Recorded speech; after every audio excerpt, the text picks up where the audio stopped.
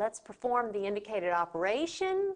Thus far, it looks like these are unlike terms. But before we can make that decision, let's make sure each radical is simplified. I have the square root of 18, but remember, 18 contains the perfect square factor of 9. 18 is 9 times 2 minus 75. In 75, there is a perfect square factor of 25, and 75 is 25 times 3.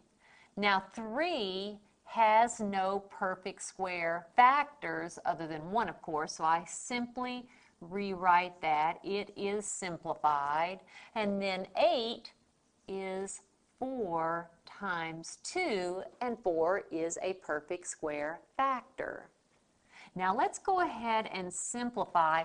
By the product rule for radicals, I can write this as the square root of 9 times the square root of 2.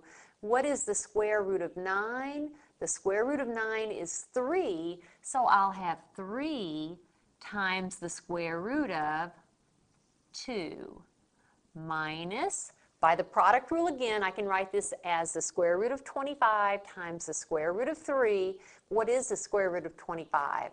It is 5, and then I still have the square root of 3 plus, just rewriting 7 square root of 3 minus, what is the square root of 4? It is 2, and then I have the square root of 2. Now, if you had trouble with this step, take a moment and write this, for example, as the square root of 9 times the square root of 2 minus square root of 25 times square root of 3, and so on.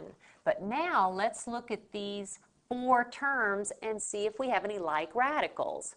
The answer is yes, this radical and this radical, those are like radicals, same radicands, and notice this index is an understood 2, so is this one. All right, so what is 3 minus 2?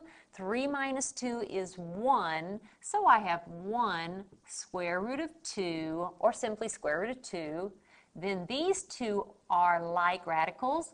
I have negative 5 plus 7, that is 2 square root of 3. And by the way, if you'd like, you can write this as square root of 2 plus 2 square root of 3. I can go no further though because these are unlike radicals.